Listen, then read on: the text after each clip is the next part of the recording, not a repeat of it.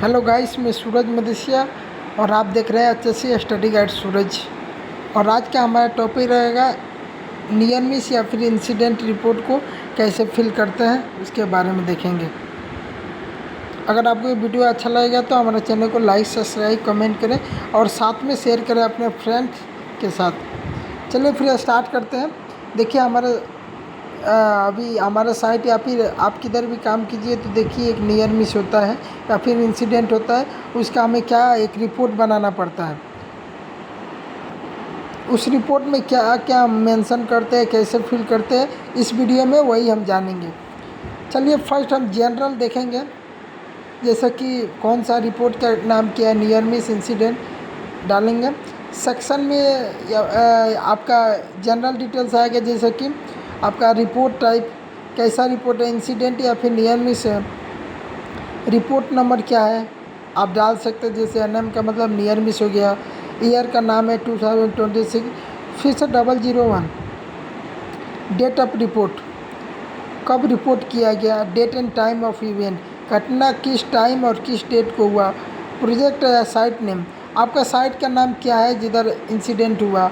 Location क्या है वो डालेंगे। Reported by site safety officer, कौन रिपोर्ट करता है उसको डालिए। डिजिग्नेशन उसका क्या है डालिए। वेदर कंडीशन उस समय कैसा था वो डाल दीजिए। अब डालेंगे हम फिल करेंगे डिस्क्रिप्शन ऑफ नियर मिस या फिर इंसिडेंट। आपका जो नियर मिस हुआ कैसे हुआ, क्या हो गया, एक्चुअली में हुआ क्या, इसको फिल करते हैं। चलिए हम इसको रीड करके देखेंगे। देखिए डिटेल्स में क्या हुआ। During excavation work approx 2 metre depth, excavation चल रहा था, 2 मीटर का गैप था, डिप था, मतलब कि 2 मीटर क्या गहराई था। Next, workers we are observe working inside the excavation without any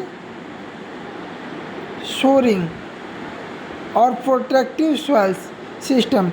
देखिए एक्सकावेशन चल रहा था, वहाँ 2 मीटर का डिप्थ का, उधर कोई भी आपको शोरिंग या फिर प्रोटेक्टिंग जो एक्सकावेशन प्रोटेक्शन लगता है, जैसे शोरिंग, सील्डिंग, बेंचिंग, ये सभी प्रोटेक्शन लगता है मिट्टी को कोलैप्स होने से। ऐसा कुछ भी उधर नहीं लगा था। नॉर्मल बात है कि एक्सीडेंट होगा ही। देखिए उसके बाद सॉइल अप्रिपेयर्ड स्टेबल इनिशियली, सॉइल क्या हो गया, कोलैप्स हो गया। हाउएवर माइनर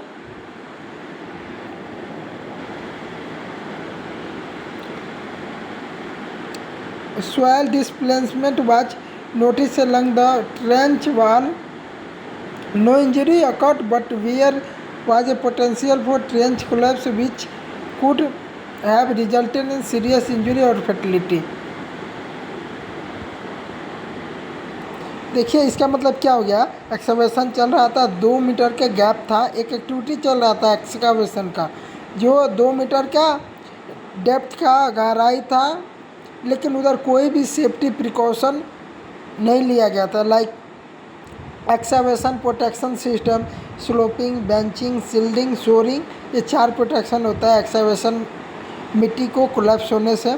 ऐसा कुछ भी नहीं लिया गया था। तो देखिए ऐसा क्या होगा, मिट्टी कोलैप्स हो गया लेकिन आदमी को होते होते बच गया नुकसान। तो ये हमारा क्या हो गया, नियर मिस। जब कोई भी ऐसा घटना होते होते बच जाता है, किसी को हानि होते होते बच जाता है, उसको हम क्या बोलते हैं, नियर मिस बोलते हैं। अब देखिए इमीडिएट एक्शन टेकन, जब ऐसा हो गया तो क्या लिया गया एक्शन, उसको हम देखेंगे। Action taken, work was stopped immediately by the safety officer, safety officer के द्वारा वर्क को क्या किया, इमीडिएटली रोक दिया गया। उसके बाद all workers were evacuated from the excavation area, सभी वर्कर को एक्सकावेशन एरिया से बाहर किया गया। बैरिकेडिंग साइन बोर्ड को इंस्टॉल किया गया। Supervisor and site management inform किया गया और टूल बॉक्स तक एक्सकावेशन सेफ्टी के ऊपर किया गया। देखिए इसलिए हम बोलते हैं ना, कोई भी एक्टिविटी स्टार्ट होता है तो आपको TBT जो शॉर्ट मीटिंग होता है 5 से 10 मिनट को आप कर देगा तो वर्कर को पता चल जाता है उस एक्टिविटी में क्या हजार्ड है, क्या कंट्रोल मेजर हमें लेना चाहिए, कैसे उसको बचना है। आपको 10 मिनट ओनली कंडक्ट करना है, ज़्यादा से ज़्यादा 7-8 मिनट में हमारा मीटिंग ख़त्म हो जाता है टूल बॉक्स टॉक। अगर हम टीबीटी कर देते हैं तो वर्कर्स को प्रॉपर काम के बारे में नॉलेज हो जाता है। लेकिन देखिए जहाँ पे टीबीटी मीटिंग कंडक्ट नहीं किया गया होता वहीं पे ऐसा प्रॉब्लम आता है। वहाँ पे 10 मिनट टीबीटी के लिए वो टीबीटी नहीं कराता है, लेकिन जो मैनेजमेंट रहता है बाद में उसको प्रॉब्लम होता है। जब से किसी वर्कर को नुकसान हो जाता है, जब उसका इन्वेस्टिगेशन चलने लगता है तो ज़्यादा टाइम लगता है। तो देखिए इसमें दो चीज़ें आता है। आप क्या करें, काम करने से पहले टीबीटी मीटिंग को कंडक्ट कर दे। जो वर्कर को ट्रेनिंग नीड आइडेंटिफिकेशन चाहिए, ट्रेनिंग देने का ज़रूरत है, उसको दे देंगे ताकि उसको प्रॉपर नॉलेज हो जाए। अगर नहीं करेगा तो एक्सीडेंट होना ही होना है। देखिए इमीडिएट एक्शन टेकन में हम क्या देखा, तुरंत काम को बंद किया गया सेफ्टी ऑफिसर के द्वारा। उसके बाद से सभी वर्कर्स जो एक्सकवेशन में काम कर रहे थे उसको बाहर किया गया और वार्निंग साइनेज और बैरिकेडिंग को इंस्टॉल किया गया और सुपरवाइज़र और मैनेजमेंट को इन्फॉर्म किया गया। उसके बाद से tool box talk excavation safety पे कंडक्ट किया गया। अगर हम इतना प्रोसीजर, इतना बात अगर हम वर्कर्स को काम करने से पहले टीबीटी में कर दिया होता तो ये नहीं होता। देखिए इसका हजार्ड आइडेंटिफिकेशन क्या फाइंड आउट किया। First, excavation collapse. जो एक्सकावेशन मिट्टी खुदाई किया गया तो वो क्या हो गया, कोलैप्स हो गया।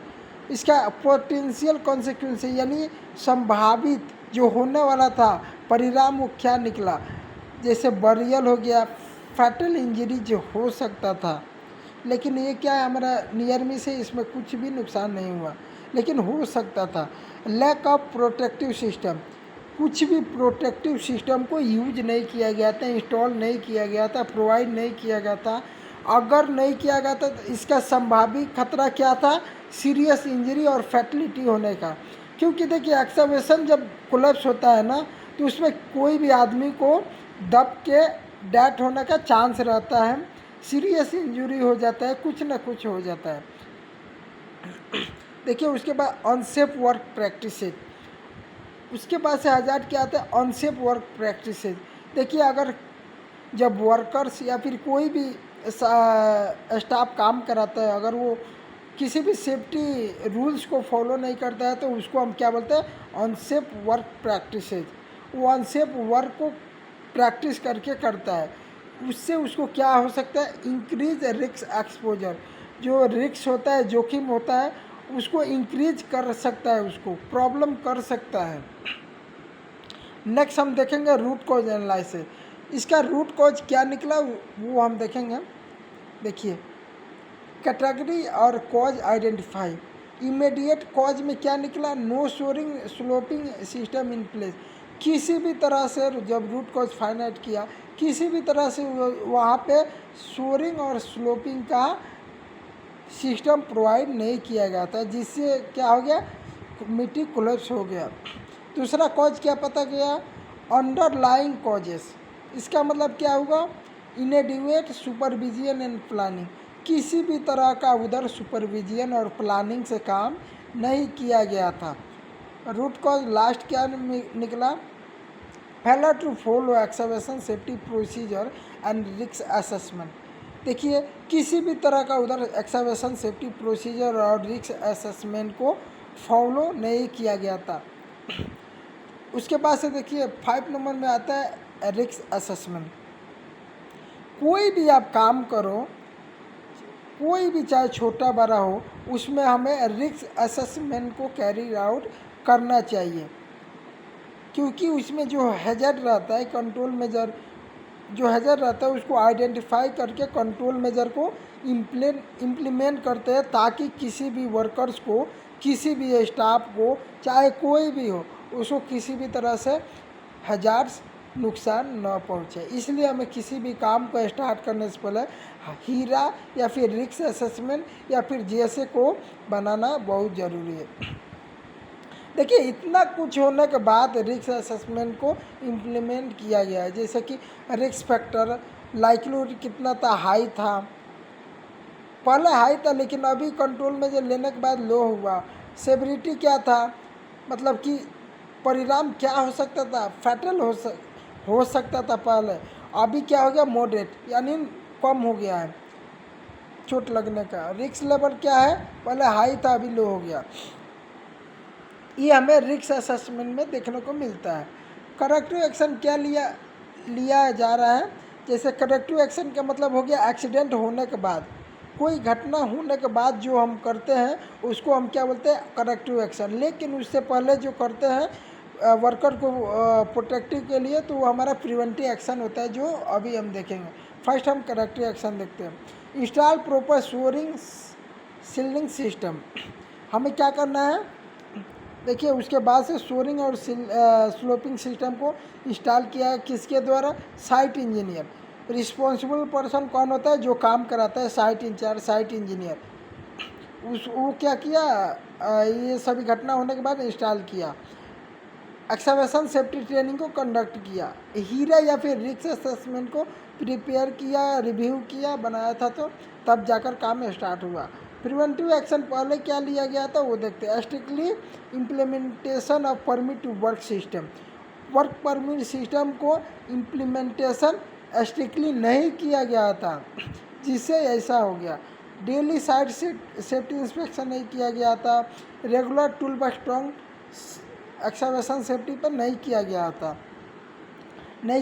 था, इसलिए ऐसा हो गया। तो हमें क्या करना है, हमें कोई भी काम स्टार्ट करता है तो सबसे पहले हम वर्कर्स को इंडक्शन ट्रेनिंग देता है, जिसका नहीं होता है। सेकेंड में उसका टीबीटी कंडक्ट करता है। थर्ड में जो उसका डॉक्यूमेंट रहता है वर्क रिलेटेड, जैसे JSA, risk assessment, SOP, SWMS, hazard register, जो भी रहता है, हमें क्या करता है, फर्स्ट उसको फाइंड आउट करता है, पास लेता है, रिव्यू करते हैं, अप्रूव कराता है, उसके बाद ही क्या काम को स्टार्ट करते हैं। इस लेसन से हमें क्या सीखने को मिलता है, ये देखते हैं। देखिए मेरे को पढ़ने की कोई ज़रूरत नहीं है, इसमें मेरे को समझ में आ गया। इसमें क्या लिख दिया, जब भी कोई भी काम स्टार्ट होता है आपको प्रॉपर सेफ्टी कंट्रोल मेजर लेकर काम को स्टार्ट करना है, प्रॉपर ट्रेनिंग वर्कर्स को प्रोवाइड करना है, क्योंकि एक्सीडेंट होने के लिए आपको 10 सेकेंड चाहिए, लेकिन उसको दोबारा रोकने के लिए आपको कितना, आपको 6 दिन, 7 दिन, 1 वीक लग सकता है इन्वेस्टिगेशन करने के लिए। इसलिए आपको किसी भी काम को स्टार्ट करता है तो safety control measure and rules को फॉलो करके ही करना है। नेक्स्ट में आपको सिग्नेचर आता है safety officer, site engineer, project manager का, जो अप्रूव भी रहता है अप्रूव करने के लिए। तो हमारा आज का टॉपिक क्या था, नियर मिस इंसिडेंट कैसे फिल करते हैं, क्या होता है, कैसे बनाते हैं, आप इससे आपको समझ में आ गया होगा। इस वीडियो में आपको अगर कुछ सीखने को मिल रहा होगा तो हमारा चैनल को लाइक, सब्सक्राइब, कमेंट करें, शेयर करें, और आपको नेक्स्ट वीडियो कौन से टॉपिक पे चाहिए आप कमेंट कर सकते हैं। Okay, thank you, bye bye दोस्तों।